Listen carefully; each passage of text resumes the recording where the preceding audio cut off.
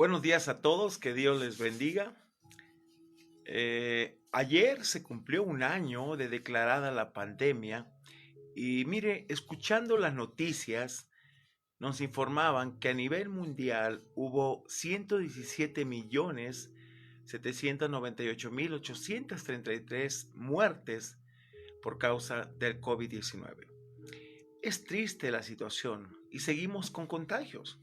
Creo que el ser humano, y tal vez me atrevo también, hermanos, a decirlo, que muchas iglesias también deben de buscar y voltear el rostro hacia Dios y buscarlo mientras pueda ser hallado, como dice la Escritura. La iglesia de hoy ha perdido su sazón y dejó de ser sal y luz en esta tierra para conformarse a un entretenimiento antes que al llamado de Dios a buscar y reflejar la santidad del Señor. Como pastor, cada día me convenzo de que el Señor viene pronto y es mi anhelo, créanme, que mucha gente pueda conocer y reconocer la necesidad de Dios en su vida. Esta mañana estaremos meditando en un tema bastante interesante y se titula El peligro del judío, sus privilegios. La iglesia igual tiene un privilegio increíble que le ha sido dado de proclamar la verdad de Dios, así como ellos lo tuvieron, pero se convirtió para ellos en algo completamente obsoleto. Nunca hicieron caso al llamado de Dios y la gran responsabilidad que Dios les dejó de anunciar el conocimiento de Dios. Estaremos analizando Romanos capítulo 2 de los versículos del 17 al 20. Mire, aquí sin duda Pablo tenía en mente tanto a los judíos como a los gentiles de alta moralidad cuando escribió: tú que juzgas a otro. Pero en el versículo que vamos a ver, nos mencionó aquí por nombre, lo hace directamente. Aquí tú tienes sobrenombre de judío, les dice. Y vamos a ver esta porción, precisamente vamos a analizar la condenación de los judíos infieles por su hipocresía, hermanos. Así que le invito a que analicemos y aprendamos de esta bella porción. Versículo 17, por favor. Ponga mucha atención. Vea lo que Pablo le dice. Y está atacando al pueblo de Israel, a los judíos precisamente, él siendo judío y sabiendo estas verdades que él también las tenía. Dice: he aquí, tú tienes el sobrenombre de judío. Y algo importante, lo vamos a ver ahorita. Y te apoyas en la ley y te glorías en Dios. Hacía énfasis en la ley, se llenaban la boca, alardeaban de tantas cosas, se gloriaban en Dios, pero perdieron su objetivo principal. Dice la frase: he aquí tú tienes el sobrenombre de judío. Aquí la expresión tienes el sobrenombre es una palabra en el griego, es el verbo eponomatsei, que es un vocablo compuesto de dos palabras, epi, sobre, y onomatzo, que significa nombrar, hermanos. Después del regreso del cautiverio, escuche esto, babilónico, los israelitas se identificaban primordialmente con la tribu de Judá y eran conocidos generalmente como judíos. Parece ser que llamarse judío era un orgullo personal. Pero dice también: y te apoyas en la ley. Es interesante, en lo que Dios les había dejado, era su apoyo, su guía. Pero aquí la forma apoyas es también un vocablo compuesto de dos palabras, epi, sobre, y anapauo, descansar. Esta frase describe la confianza ciega del judío en la ley, aunque pues pocos la ponían por obra, es la verdad. El judío se ha equivocado en cuanto al propósito de la ley. La ley no fue dada como un instrumento de salvación, lo sabemos, sino para conducir al pecador al Salvador. Era muy dura, créame, pero nos damos cuenta que el hombre, a través de cumplir requisitos y todo eso, no puede llegar a la presencia de Dios. Es solamente por la obra de Cristo. El judío, sin embargo, piensa que es salvo porque tiene la ley o vive en la esfera de la ley. Pero Jesús vino a desmentir todo eso, vino a presentarse como su Salvador precisamente porque la ley no lo lleva a la salvación, lo lleva a reconocer que necesitan un Salvador. Pero también dice la frase, te glorías en Dios. La forma verbal aquí, glorías, kauchasai, viene de ese término en griego, significa sentirse orgulloso. El judío siente orgullo de su monoteísmo, hermanos, de lo que él creía, ¿sí? Pero aquí basado en Deuteronomio 6:4, que nos dice, oye Israel, Jehová nuestro Dios, Jehová uno es. Precisamente el argumento de Pablo aquí es hacer ver al judío que Dios es también Dios de los gentiles, que Él no hace excepción de personas, lo vimos en ese aspecto, pero que el encargo que Dios le dio a ellos de proclamar la verdad de Dios y dar a conocer a Dios, lo perdieron. Ellos tuvieron, hermanos, la ley en sus manos, tuvieron esa ventaja, el encargo de Dios en sus manos. Veamos ahora el versículo 18, por favor. Mire qué interesante lo que Pablo está refutándoles aquí. Él también como buen israelita y conoce su voluntad e instruido por la ley apruebas lo mejor. Vamos a ver estas frases, es importante, vamos a estar aquí analizando. Dice, y conoces su voluntad. Aquí la forma verbal, conoces, viene del término griego ginoskeis, ¿sí? Significa conocer por experiencia. Me encanta la palabra que usa en Romanos 12:2 para que comprobéis a través de la experiencia con Dios cuál sea la buena voluntad de Dios, agradable y perfecta. La relación con Dios es a través de experiencia y es a través de confianza día con día, mis hermanos, en ese aspecto. Necesitamos confiar constantemente en Dios y tener esa experiencia. Hay un discipulado que hace muchos años yo llevé que se llama Mi experiencia con Dios. Y sabe, todas esas experiencias precisamente nos ayudan a madurar en nuestra vida cristiana. Ahora yo no entiendo por qué la gente no quiere discipularse. Quiere vivir un cristianismo muy light, muy ligero, donde todo lo que no le cueste, no tenga que usar su mente, no tenga que cambiar su corazón. Eso queremos. ¿Sabes qué? No vas a cambiar. No vas a cambiar. Tienes que meterte en la escritura, tienes que conocer a través de la experiencia a Dios, tienes que experimentarlo día con día. Por eso veo tanta desunión a veces en familias, veo tanta destrucción precisamente en matrimonios, en vidas, en iglesias, porque nunca les importa un discipulado. Mire, a veces piensa uno, estar en una iglesia grande no es garantía, hermano, de santidad ni un reflejo de Dios, en ningún sentido. Jamás. Si no hay esa parte primordial que es la importancia de discipular a la gente, ¿sabes una cosa? La vamos a mantener a la gente entretenida y en ignorancia. Pero cuando la gente empieza a crecer es porque estás cumpliendo la gran comisión, enseñándoles que guarden todas estas cosas. Y aquí yo estoy con vosotros todos los días hasta el fin del mundo. El judío, hermanos, afirmaba conocer por experiencia la voluntad de Dios, porque tenía la ley. Pero sabe una cosa, no eran hacedores, eran oidores, lo que dice Santiago.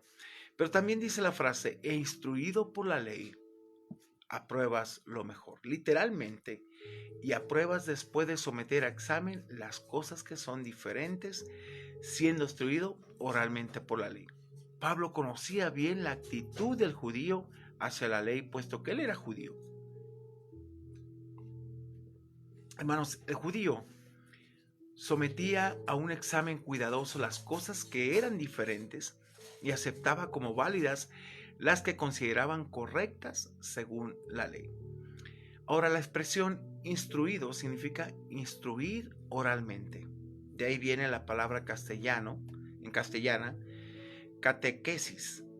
El judío era cuidadosamente instruido oralmente por sabios rabinos, que siempre se guiaban.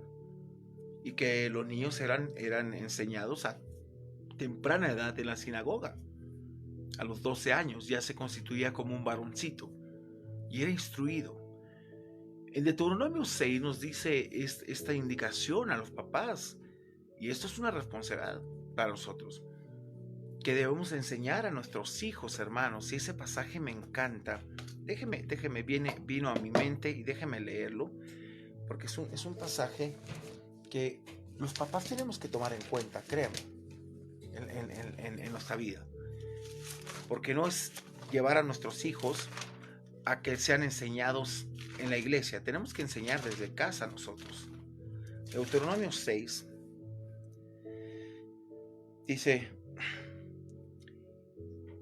estos pues son los mandamientos, estatutos y decretos que Jehová vuestro Dios mandó que os enseñase, para que los pongáis por obra en la tierra a la cual pasáis vosotros para tomarla, para que temas a Jehová tu Dios, guardando todos sus estatutos y mandamientos que yo te mando. Tú, fíjese, primera parte el Padre, tú, tu hijo y el hijo de tu hijo, todos los días de tu vida, para que tus días sean prolongados. Es una responsabilidad que Dios les dejó al pueblo de Israel y también nos deja a nosotros como papás.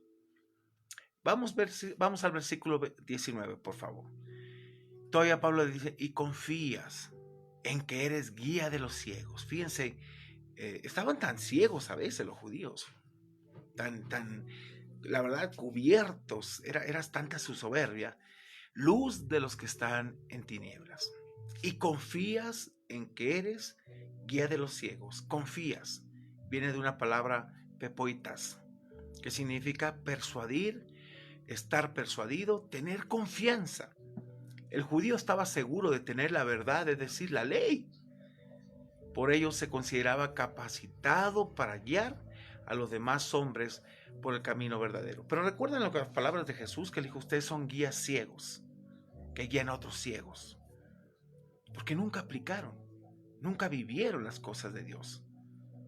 Y no se trata de tener el conocimiento, sino vivir el conocimiento de Dios cada día. Pero también le dice: luz de los que están en tinieblas. Probablemente esta sea una frase exegética que amplía el sentido de la anterior. Dios dio a Israel el privilegio de ser luz entre las naciones. Israel no ha cumplido ese misterio, pero Cristo vino como la luz del mundo, ahí en San Juan 8:12.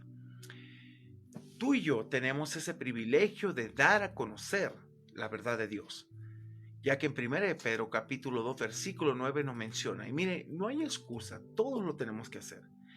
Fíjense cómo nos nombra ahora: mas vosotros sois linaje escogido, real sacerdocio, cada quien es un sacerdote en su casa, nación santa, una nación apartada para Dios, pueblo adquirido por Dios a un precio altísimo y precioso por la sangre de Cristo. ¿Cuál es el propósito? Ahí dice el pasaje: para que anunciéis, dice, las virtudes de aquel, de Jesucristo, de su sacrificio, lo que hizo, que os llamó de las tinieblas, del mundo en que estábamos atrapados, a su luz admirable, y que ahora tenemos libertad en Cristo y la gozamos.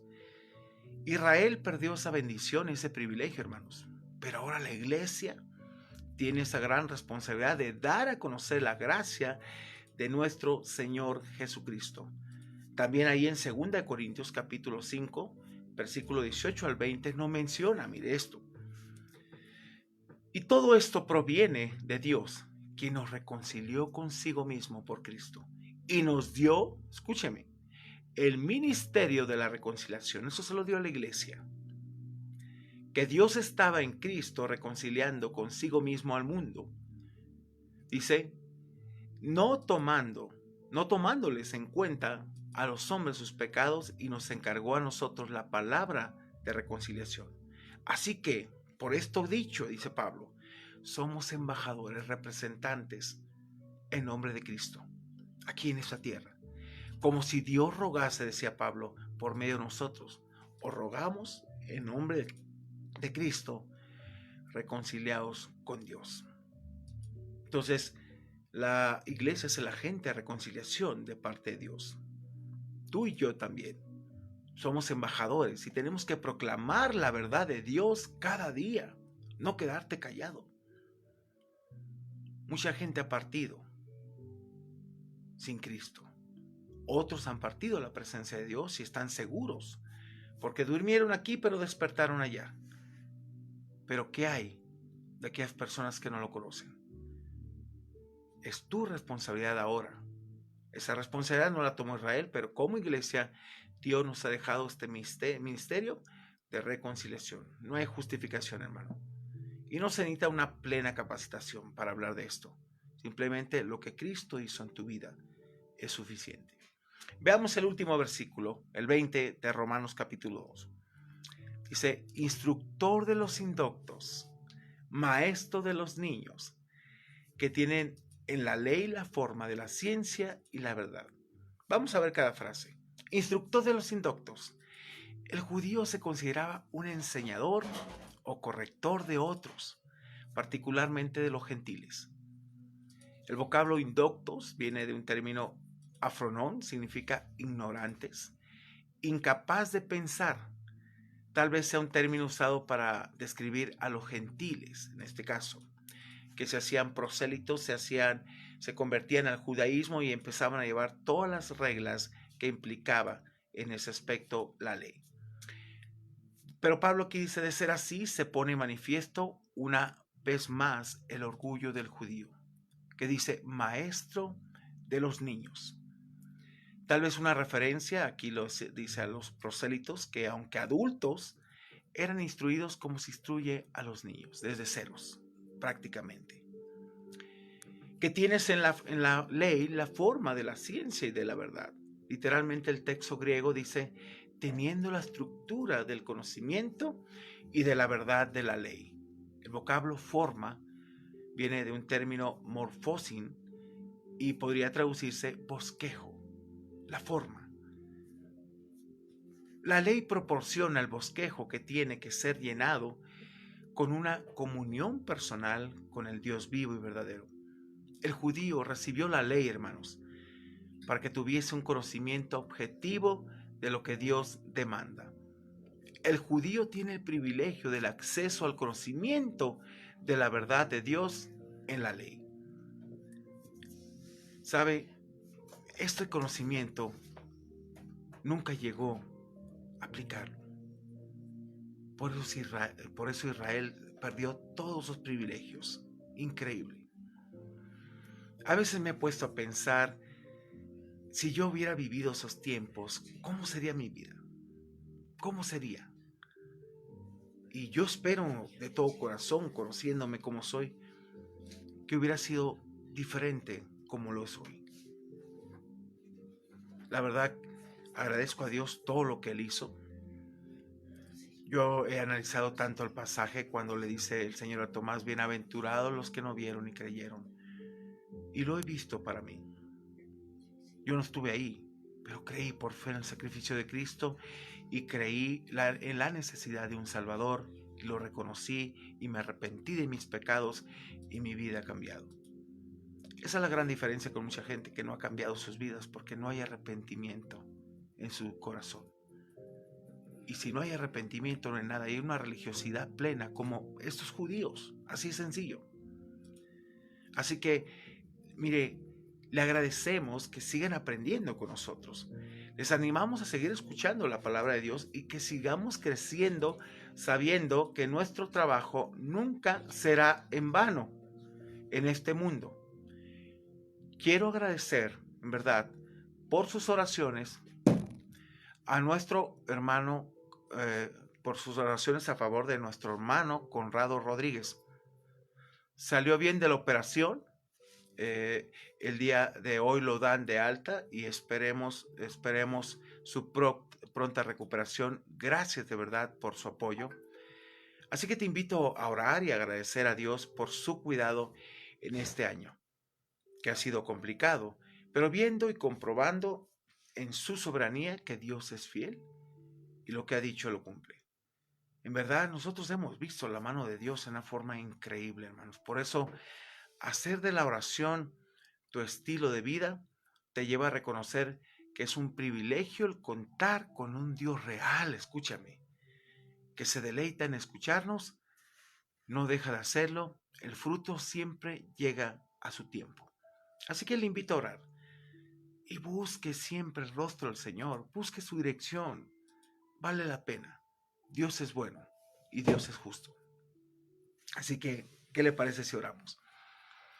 Padre, gracias te damos por este día tan hermoso en el cual podemos aprender de tu palabra, poderla discernir, poderla, cierta forma, Señor, desmenuzar y saber lo que tú quieres para nuestras vidas. Señor, yo sé que el privilegio que le diste a Israel no lo aprovechó, porque tú te presentaste ahora como la vid verdadera cuando ellos eran tu vid, pero prácticamente se echaron a perder. Pero ahora nos dejas a nosotros como iglesia también este ministerio de la reconciliación, la cual tenemos que hacer. Señor, no solamente es escuchar lo agradable a nuestros oídos, vivir conformados a nuestra manera, sino conocer tu voluntad y saber qué es lo que tú tienes para nosotros. Gracias, Señor, te doy porque has puesto en nuestro corazón el deseo de prepararnos cada día, darte lo mejor, buscarte. Y, Señor, no condicionar tu palabra ni estar entreteniendo gente a través de esto. La iglesia ha perdido su sazón, Señor, lo he visto. Y he visto cómo iglesias se están desbaratando porque nunca tuvieron el fundamento firme de sus vidas, la roca a Jesucristo. Todo era manipulación, todo era dinero, todo era una falsa fe, todo basado en un subjetivo antes que en tu palabra. No había santidad, Padre, de verdad. No había reflejo aún del pecado que se hacía y se toleraba tantas cosas. Pero hoy, Señor, sé que nos está llamando a ser puros delante de ti y a buscar cada día tu rostro. Yo te pido por tu iglesia, limpia cada día tu iglesia. Quita lo que tengas que quitar, Señor, y de verdad levanta hombres que te adoren en espíritu y en verdad. Y quita aquellos, Señor, que no te funcionan, Señor, y que han tomado la piedad como una fuente de ganancia. Te lo pido, Señor, en el nombre de Jesús. Amén y amén. Bien, que Dios les bendiga, hermanos, grandemente. Disfruten su día en ese sentido y denle gracias a Dios. Si usted despertó, abrió sus ojos, es una muestra de la misericordia de Dios y tiene que aprovecharla cada día.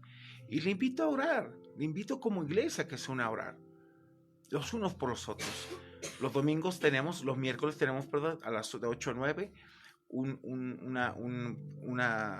tiempo de oración, intercesión y también meditamos en la palabra de Dios. Y los domingos de 10 a 11 también otro tiempo de oración muy especial. Una iglesia que no ora es una iglesia débil. Es una iglesia que ni sus familias son fuertes. Así que en Amat es una iglesia que ora.